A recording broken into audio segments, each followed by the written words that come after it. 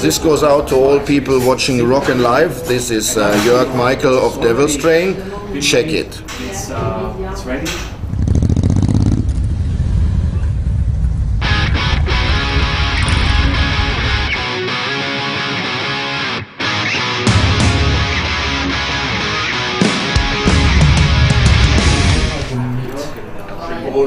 Also I met Leah, the singer and the founder of Devil's Train, a couple of years ago on the phone actually, because I have a small company doing also some rock shows for some bands, and he asked me to put his band Mystic Prophecy on his roster.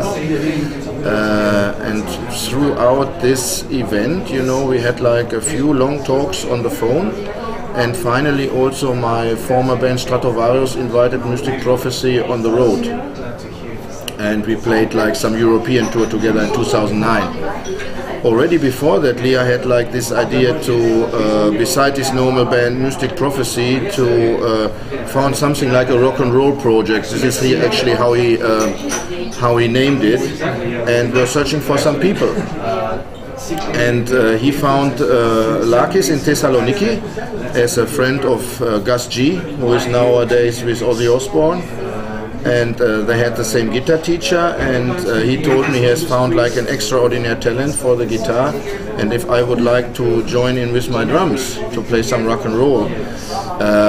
Many people might be now surprised about me playing rock and roll because I have done so much double bass drum fast shit in the past, but I have also like a history with this kind of rock and roll or AOR or normal heavy rock, hard rock stuff. And he knew all these records, like Laos or House of Spirits and these kind of things. So I said, I'm very interested in this, and then he sent me the demos. That was like basically only a drum machine and a guitar. And I was also like very convinced that this guitar player is a very extraordinary talent. And so we made a date, and I went down, and then we played the songs together with the guitar and with the drums, and they put the singing on it. And later on they gave me a call, because when I was finished I had already like the feeling, this is of course not so much technical stuff, but what you need is a certain groove, a certain power to it. And I told them to make sure that they have a good bass player, otherwise this whole thing will be not moving, not grooving. And indeed, they called me a couple of months after and they said, Jörg, we tried now so many bass players, 3, 4, 5 guys, and it doesn't really have a certain magic to it. And we have a great guitar, we have great drums, we have great vocals, but something is missing.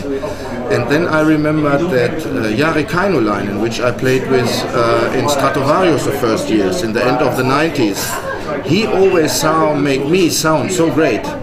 We just click together. The way I play and the way he plays the bass just does fit. Sometimes you put the best musician together, but it doesn't work. But in this way it worked, and I knew he is the guy we need. We asked him, he came down, he played it, now we are here.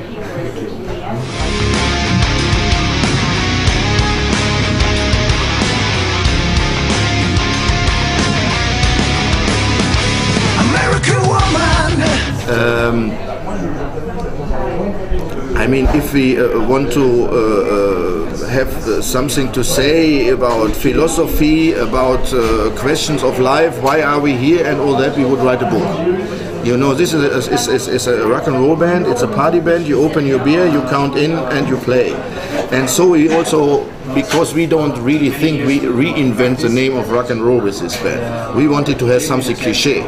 Cliché is devil. And then we messed around with this a few things, and after a while Leah was not happy with any of these ideas he had, so he gave me a call and says, hey Jörg, like I have 4 or 5 names I sent to you in a mail, but I'm not happy with, do you have any other idea? And I said, hey, don't make it so complicated. Devil's Train, that is exactly what the music is all about.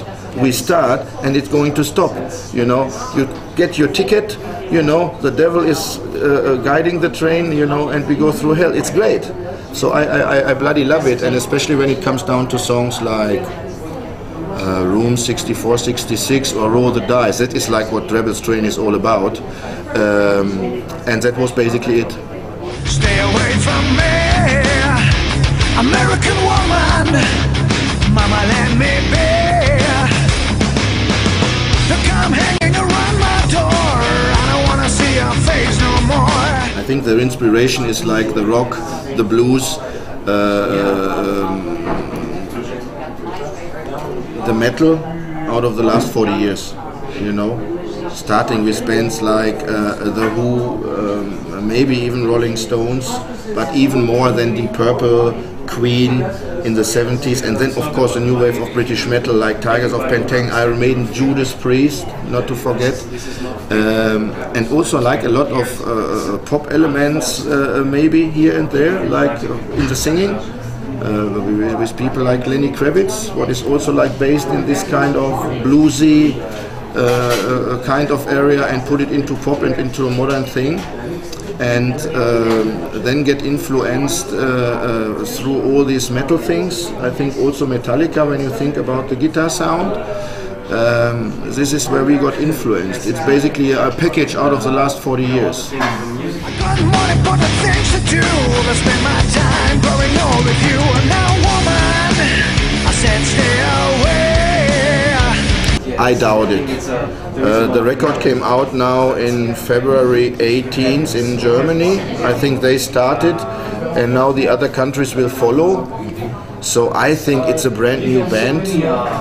Even we have some players in it which have like a little bit of a past. I still think it will take a little bit of time until we are ready, you know, to pull enough people that it makes sense to play live. I mean, we don't ask for much, we play for a crate of beer, but it's still not so nice to play for a crate of beer when there's 2 people and a dog. You know what I mean? So we know we are just newcomers, brand new out, you know. Let's show a little bit of patience and see how it goes. There's nothing planned right now.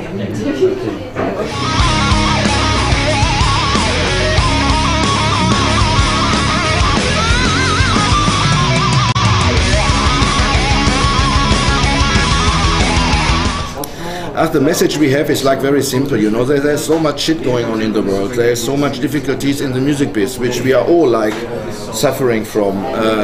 This band is just to have a good time, you know. If you want to party and you have worked a lot, you know, and you just need like a few stress-free minutes, put this record on and you will feel better. That's our message.